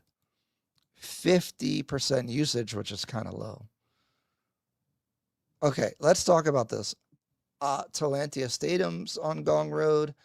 Actually, where's the one for Woodley? Hurlingham's and Kilimani, 20 stories. Lavington is only single dwelling. Killaleshwar, they're allowing high, which is interesting. I was thinking maybe they'd only do some medium, but 30 floors. I want to get to Woodley Village. Here's Riverside. They gave up. They said, okay, you could do 30 floors. That's going to be tough. 50%. More Kilimani, 20 floors. Okay, Woodley, 20 floors. Jamhuri Estates, this is all on the opposing side of Gong Road, okay? And they're allowing up to 20, and right now there's nothing like that there, really. And let me bring up a map, actually. Let's bring up, I think this is really important. So for those of you guys who are interested in things that are less talked about in the city, but you maybe want to buy for the long-term future, in my opinion, this area, this is the Woodley Estate with the affordable housing thing that we did the video, 300 Woodley, and then this is Kilimani up this way. Um, Talantia Stadium is in this area. I think this area is going to be nicer and much more in demand because you have Gong Road, so you have major transportation. They just added the flyover there. Uh, and you can get down to Karen, you can get to Red Hill. You can get around in this area pretty well. I like the transportation here. You do have Kibera slums and stuff down this way, but I do think the Gong Road area, all of this, and you do see like by Junction Mall, Riara Road here. Um, there are developments popping up, but they're kind of not that nice. I think I really like this area. So if you were like looking for non-prime right now, but maybe for the future, I think this area is really good. Abdi, did you have any comments on like the Gong Road area? I've been listening to this, the number of flaws and the specific allowance that they should give. I think maybe this this framework definitely would be discussed in length because some of the places right now where the amethyst is, you can't have 8 floors. Surely, yeah, I think it's not gonna practically work. The city has to grow upwards. You can't grow width now; it has to be length, and that's what the governor said some time back. And they will definitely grant these approvals. Believe me, you. To your surprise, to your surprise, to your surprise, uh, they might grant the approval in violation of this policy. Yeah, so that's what I wanted to talk about because we're looking at all this on paper.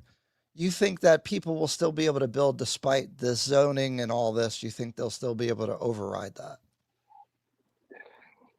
Yes, definitely. And it's the same agencies who are preparing these policies that will still grant those approvals. Oh, so you think a lot of this is not going to be adhered to still? Gosh. Especially when it comes to, you know, the heights, the building heights. Uh, Like in Kilimani, Definitely. in certain sections, it says 15 floors. You think you'll still see 24 floor buildings come up?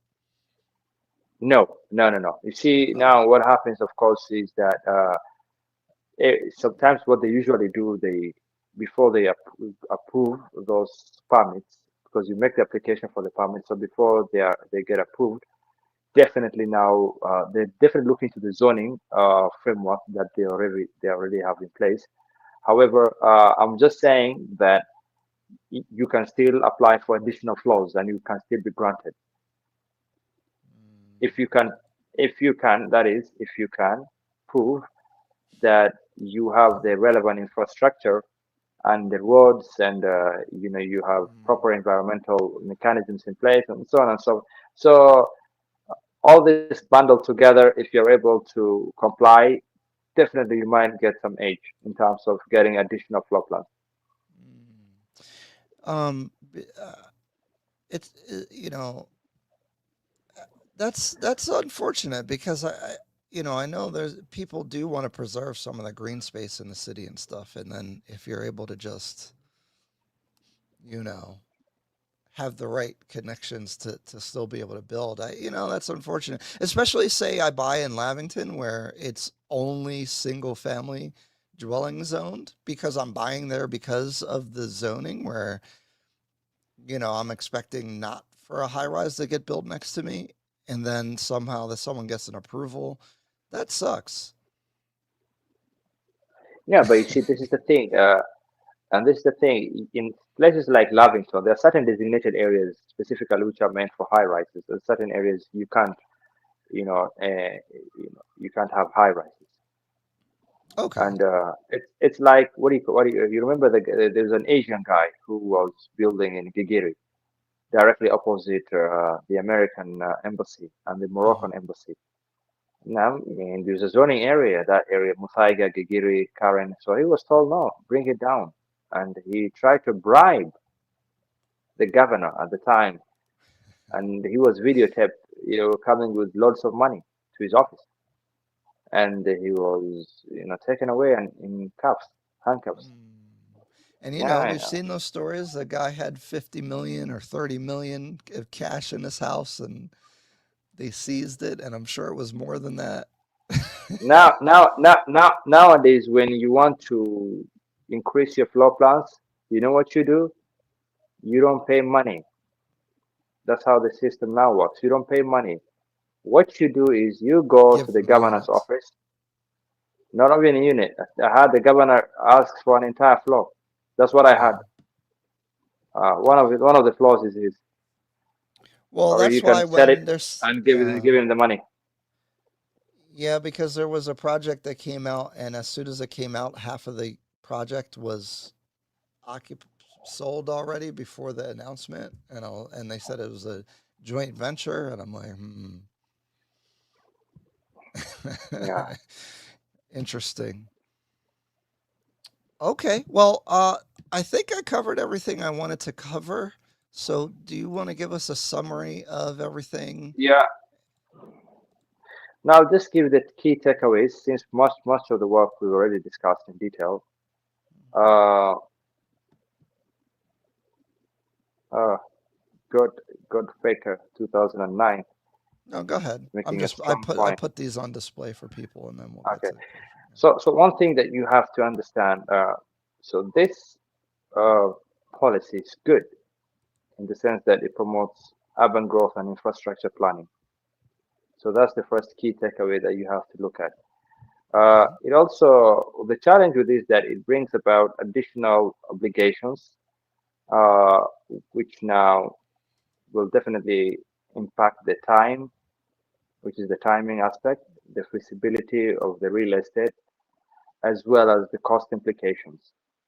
And something else that would also be very critical going forward is because of various approvals which would now be required, you need enhanced due diligence because you need to have a planning brief or a planning advice before you even cash in on a project because you might not know whether this project has been is actually being constructed in certain non-designated areas that it should be, So if you are very well not aware of the terrain and the landscape and these policies, finer details, you might just end up sending your money to a developer who is not legally compliant. Mm. So it requires enhanced due diligence. That's That's what I would why say. you use the lawyer for the due diligence because um, some things you can do yourself, but one thing you're not really going to be able to do is the deep due diligence about projects, because there's a nuance to going through those documents. Yeah, that's true. Some even would have court orders in place, and you will Yeah, how still would do it. you? Mhm. Funny enough, I remember there was a project that I did a due diligence on, and then the client wanted to, so I gave them the green light to pay, but then it was, let me just give you the story actually. It's Claremont Residency, just behind School Lane. School Yeah. lane, yeah. So I was in Surrey Center and I decided to pay the visit just to check how things are going. So they did very well. They were, I think, in the 14th floor. And then when I went that day, they had the red paint marker X, NCA. Wow. And then I called their manager, the sales team's manager, and I asked him, what's up? And he Mhm. told me that a one of the site worker fell from the 12th floor and fell Oh, down. yeah. Mm. Yeah, so it Jesus. was a police case they were trying to sort out and things, and that's why the construction was stopped. But they say that they're going to resume in 3 days' time. So I went back in 3 days' time, and the construction was very much in place, and Mm, everyone was on board working. And that's when I advised the client now to proceed to make payment. jeez. So yeah, so had they Yeah, been jeez, more that's sad. serious, These workers, it's dangerous.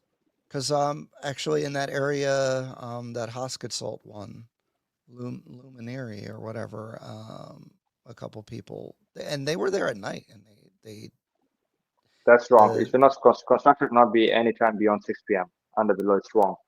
yeah. But it was mysterious And because the floors collapsed and some people died, but it collapsed at like 10 p.m. Strange. oh, oh. So this what do you call this? The laborers they have Weber, something called Weber Workers Injuries Benefits Act, which governs this, and they have their own frameworks in place. The planners who design the zoning plans will also be at the neighbor. Yes, Oh, this this is this is true. interesting. Yeah, Otoyo. this is very true. Because NEMR, before you get NEMR, you're supposed to do what you call EAI, Environmental Impact Assessment. Right. So that now also involves public participation. Now you get the report. The report now is what gives birth to the NEMA license. He says he worked at that department. That's very interesting.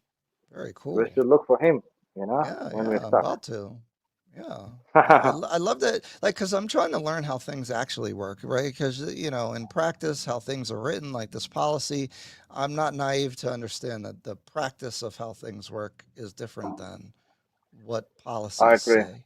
So I agree. I find this very interesting, because I'm a zoning board member myself, so I kind of know the inside on the U.S. side of how things work. So it's interesting.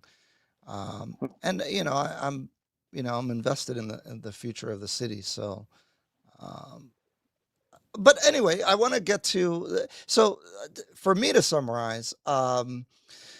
I found this very encouraging. Again, a little questionable on some of the implementation, but the major things are the DIF, the Developer Infrastructure Fund tax, basically, that they're charging based off of the use and size of the property, which makes total sense. That's supposed to go to funding the infrastructure and development because if you're building 800 units, you should probably contribute a lot to upgrading the sewer and all that, and that's the intention of that. Um, Abdi's saying that so right now The it is just a digitalization of the approvals policy, also but it important. still Yeah. has to be passed um, in law, and enforcements need to go in place. But this is right now policy. So, but you were saying that there's about a 80% chance of these major components taking effect in the future. So the other major component that I found interesting or very beneficial is the digitization of the permitting process, so that there's more transparency and unification of understanding the approvals, so that maybe less likely that mysteriously things are approved or um, done, I guess, in the dark, because if you're digitizing it, you can see more of the history, and that'll help Abdi in land conveyancing do proper due diligence on being able to track the process, and it should expedite the approval process, which is good for the developers. And if you're buying off plan, should be helpful as well. The third part that we don't think is very solid yet is the environmental net zero green aspects, the waste chutes, the car chargers, the roof solar, and those aspects. Abdi was giving us about a 20% chance of all that stuff getting implemented. But if say we get some of it, I think that's a good thing. And then finally, we just went through, they went from 20 zoning districts down to 15. And then we kind of went through the floor heights and the percentage use of each lot. Although I would have liked to see some more dimensions on there because they really need to stop buildings being built 2 feet away from each other. Like that's crazy. Like this picture. Oops. Like what? Why is this happening? Stop. This needs to never happen.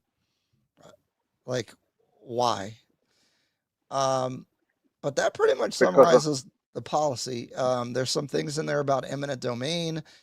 Um, that always existed though, so not much there, I don't think. But I hope that these things get implemented and the city keeps it's fairly developing. new. The policy is fairly new, so Yeah, we need to give it a bit of time, maybe in the next right. 3 days, 90 days, just to see whether we will have it at a policy framework perspective or whether they wish to convert the policy into regulation. Yeah, so we'll be on the lookout. I'll be looking for articles when they actually start passing the laws to enforce uh, these policies. Oh, Dr. Deca, 5 memberships. How do people get the memberships? That's the thing, because that's really cool that people that you gifted the memberships. I love that. Thank you. Because in the membership, I talk about some financials. I talk about my first investment property, the ROI over the whole year. I think that can be very beneficial for people. So check that out. And then obviously, when I come back in September, we'll be releasing a lot of content, and it always goes to members first, especially about the developments. So if you want to be first to know or see our perspective on the developments, that's where it is. Also, if you're on the insider level, that's the second tier. I'm giving everyone free access to the Almasi Insider, which is our data collection that we've been doing on the stats on is the oversupply happening? What is how fast are units selling? What's the availability, absorption rates, all that? We talked about it last week. I don't want to get too far into it, but thank you, Dr. Deca. I don't. How do people get the memberships? Is there a button they press? How does that work? I'll have to look into it. But that's really cool. Thank you so much. Godfika, it's about time eminent domain gets implemented to get the crosstown arteries constructed. Yeah, I think not enough roads connect. I think that causes a lot of traffic. I'm sorry, Abdi. I was just trying to give the whole summary, and maybe that's a That's fine. video That's fine. clip. Yeah, but Abdi is has his own land conveyancing, and you're doing FDI as well, Yes, immigration. I specialize in FDI, which covers 4 areas of law. That is immigration law, conveyancing work, which is the property law. I also do corporate commercial, and finally taxation law. Okay, So those are the 4 arms of FDI that and we we do as a firm. and we have your information in the description. So anyone wanting to reach out to Abdi and get more into this stuff and see, get involved, he can definitely help you with all of that and the due diligence. And goodness gracious, negotiating with these developers. What's up with that? What the average time to negotiate a sales agreement just to set expectations for people is how long do you think? It depends on the scale of the project. So a project like the Diplomat, which is housing 600 units, and Eight. the law It's firm had 814. 800. Okay, you see, and the law firm which is handling that as well. So if the law firm has enough manpower, They don't. definitely we can sort things out real quick. It's one The guy. that's the thing. So the reason is why it takes a lifetime is because that one individual or two would end up handling 800 buyers, and out of the 800, let's say 200 or 300 of those have lawyers. So you see, they're still overwhelming. So, and the problem comes in, especially at the point of drafting the sales agreement, whereby they include very punitive clauses which are not buyer friendly at all. And when you point them out and you wish to address and make the relevant amendments, then definitely now you encounter back and forth, and it becomes a cat and mouse game. Might take a For month the or same two things. Why for the they same every thing. time you have to fight for every contract. It's insane. That that's how they are instructed actually. But the funny part is, it's not them who are doing that out of their own volition. It's the developers, surprisingly. Really. But sometimes what I do is very simple. If I have a project where I have a number of clients, I just directly get in touch with the developer himself and I tell them, hey, you know what? I use my leverage because of this number of buyers that I have. And they give us a special pass whereby they address, yeah, all our grounds and sort things out as we want. I I think and we'll talk about this offline, but um I think we need to sit down with the law firm and the developers and straighten this madness out because it's wasting everyone's time. Why don't they just have a better contract? The better contract is never meant to serve you from the word go. It's just there to protect the interest of the developer. So you, who is paying, from the word go up, you're being treated as a threat, as an enemy. So they are very ready to combat you. Yeah, but also though they're not getting paid until they clear the. At least with our people, I don't let our people pay the deposit until this is signed. Generally, as much as possible.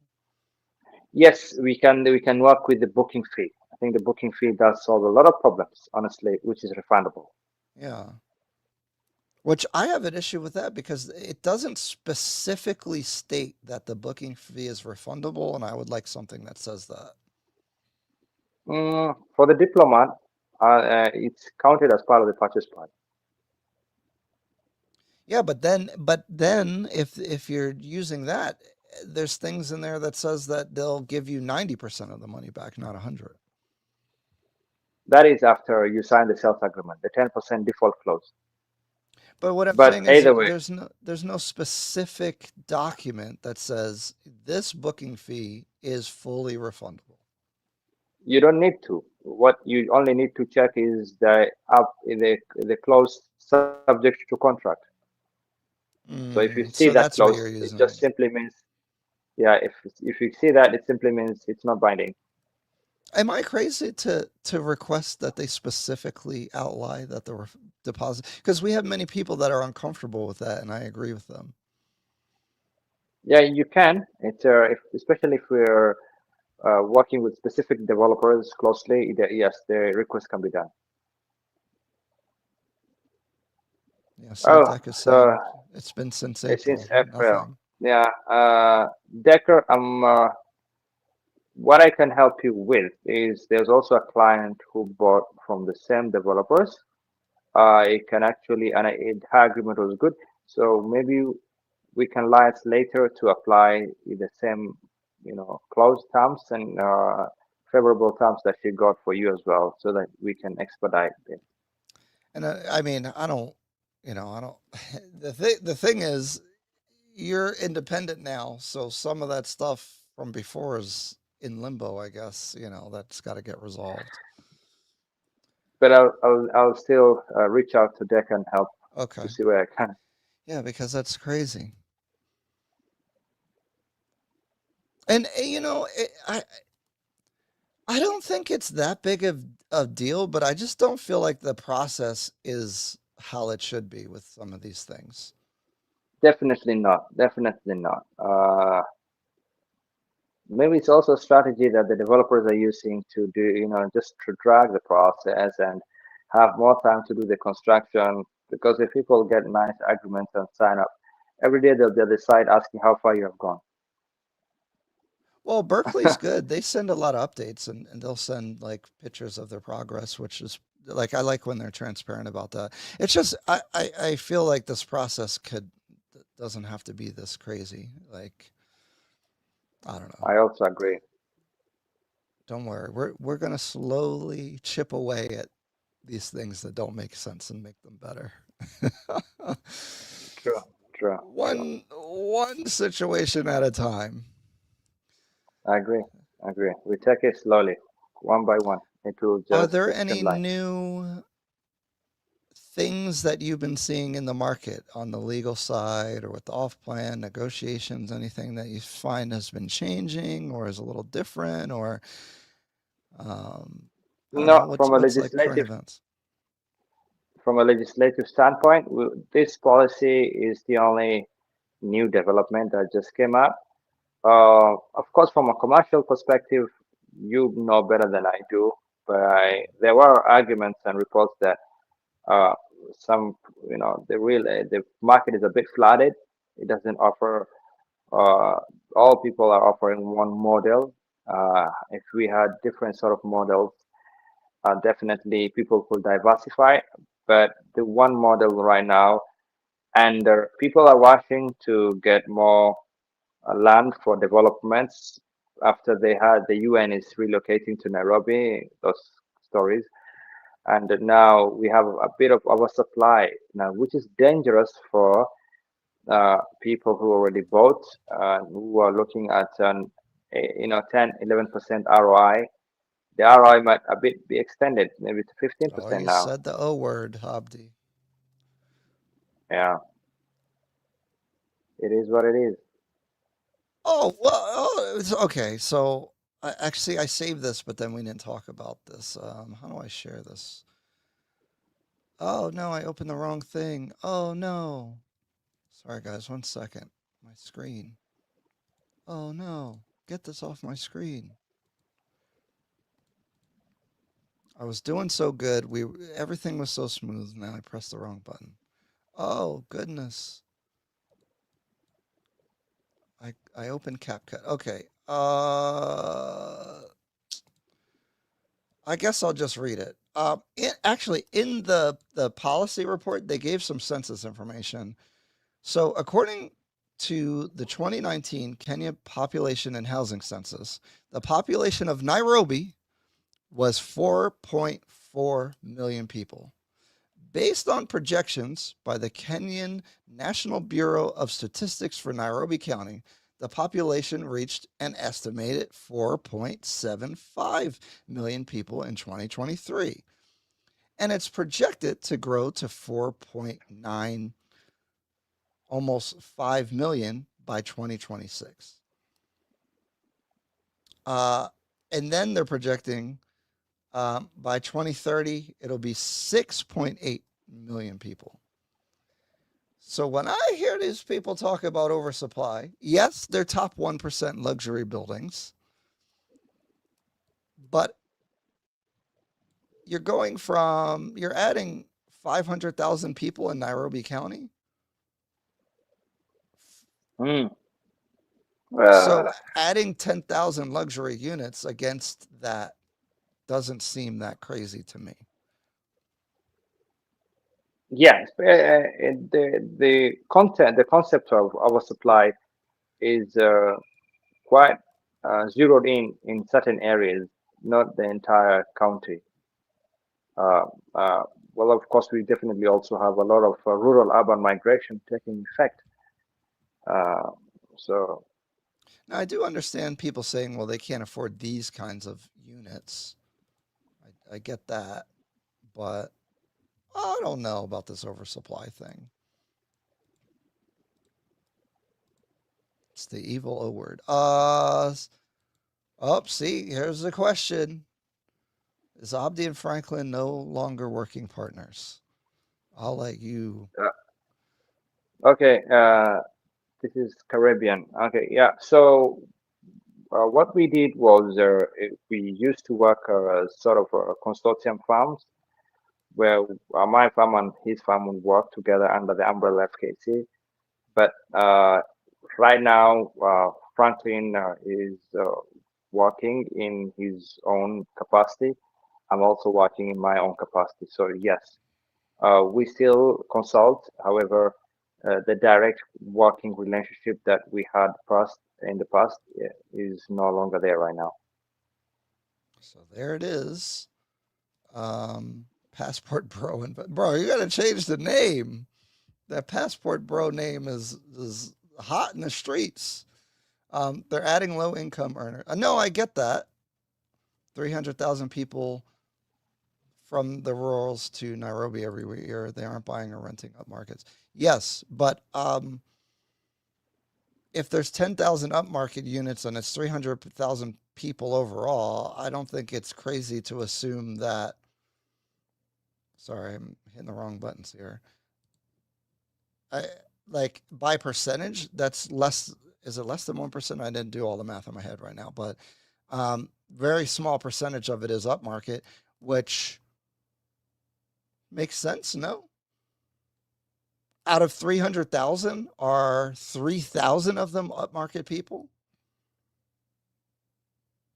1%?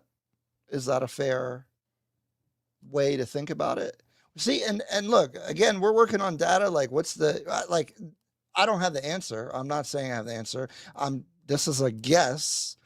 That say 1% of the top 1% of those people, can they afford the upmarket? I don't think is a reasonable, as a thesis. I don't think that's an unreasonable position to have, right? 5 million people, that's a whole country within a city. So population growth isn't improving GDP. That's a good point. I don't know what the growth is, but if that's true, that's a good point on your for your argument. But see, there's a lot of foreign investment as well. So I think the combination of foreign investment, stuff like the UN, although I do think it's a little overemphasized, I think is enough. And upward mobility within, there's plenty. A lot of people that are buying are Kenyans, by the way. Don't discount that. And so, say they're adding 10,000 units to Westlands that are considered upmarket. Is there 10,000 units worth of demand? I don't find that unreasonable. Again, I'm not saying I have the answer, because just like the people saying it's oversupply, they don't know what the demand number is either. So I have a perspective, but I would not claim to know. But I am skeptical of the oversupply argument because, again, if you're adding 10,000 units and you have 250,000 visitors per year, or is it per month or per year? Let me ask. We're having new influx actually right now. These numbers Yeah, might even go higher because of the war in Iran and the Middle East crisis. that's what I've been So saying. yeah, we have a lot of investors who invested in Dubai and elsewhere who are pulling out their investments and coming to Kenya, Malaysia, and elsewhere. That's one of my theses is that a lot of this, that Dubai money, the South Africa disruption, a lot of that stuff is a lot of that is rotating to Nairobi. Now, if they should make people not come because they're taxing you on having to get health insurance to go there, maybe that changes things. But right now, there's a lot of investment rotating there. I do think there's a vulnerability with the election. If the perception becomes that Kenya's unsafe and stuff like that, I think that could be very damaging. Yeah, most buyers are Kenyan. I like most of the developers. I think 70% of the buyers are Kenyan. So this idea that um, it's only foreigners driving the market is just not true. Yeah, 2.7 million international travelers in 2025. So that's 7,500 people per day, 250,000 people per month visiting. What was it in 2015? I mean, oversupply can always be fixed if they lower the rent. That's my point too. If you buy these properties with cash, it does it kill you to lower the rent? Yes, your return on investment is low. That's why I don't like quoting return on investments, especially for short-term rentals, although we're collecting a lot of data.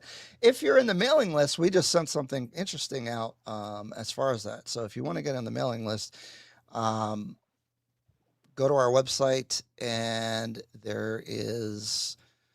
click the newsletter and you can read it there and you can hit join newsletter at the bottom. Because I've been writing, and I use ChatGPT to help me write it, of course, but it is from me that I'm writing it. I agree. Kenyan landlords don't lower the rent. They'd rather their stuff be vacant. Abdi, what's up with that? Why do Kenyans do that? They stick to their price. Well, of course, because of inflation. Because of inflation. Uh, Uh, because of inflation, reason is because life doesn't get cheaper. So why would your rental income get lower to start with? To be honest, so they yeah, have but if it's their not renting, that's telling you something. uh, different dynamics, different needs. Some of them are actually financed by banks. They also have to consider that they need to repay the True. loans on time. So different reasons as to why someone will not lower their rent. Okay. Very good. Very good. I just realized I sent the newsletter out. I got to post it on the website. I'll do that when I get back. Okay, Abdi, any final thoughts? I think we covered this quite well. It's a bit of a nerdy topic, but I like getting into that stuff because our audience is quite engaged in wanting to know a lot of information. So I think we Very provided a lot of dynamic. value. Yeah, thank you Yeah, very much. I think you were so clear, and kind of gave your perspective, but also the legal side and how this will play out in practice. Um, I feel good about the episode, so thank you very much. very welcome. Very welcome. Anytime, Ryan. And thank you everyone as well for your questions and your inquiries. You have my contacts down there. You can always reach me out in case you need any clarification going forward. All right, guys. Check out, if you want to reach out to us, you can go to my website, ryan-fagan.com, and go to contact if you're looking to buy or anything about real estate in Nairobi on the sales side, almasirealty.com. I'm very proud of the website. It's gotten a lot better. I haven't got enough. You guys were talking junk about it before, and now it's a lot better. I haven't gotten any. I need some compliments because I've been spending a lot of work on it. I need some encouragement. Um, um, what else was? Oh, and then Abdi has his FDI practice for on direct investment. So for immigration, land conveyancing, business, you can reach out to him and very knowledgeable. And I think that's it, guys. I appreciate you, all the members, Savoring the Globe member. Dr. Deca was here. Godfika, he's not a member, but he's always participating. Mr. America, Passport Bro Investor, thank you for participating. I appreciate, I appreciate your counterpoints. I mean, as long as they're based in information, I think these conversations are always good to have. So it's all good. Freedom, of course. Thank you very much. Good job, guys. We really appreciate that. Hey, thank you. I appreciate it. We're just trying to, I just want to make it more accessible for people, and then you guys can make your own conclusions. All right. It's been good. 2 hours. Okay, cool. Thanks, guys. See ya. Bye bye. Bye.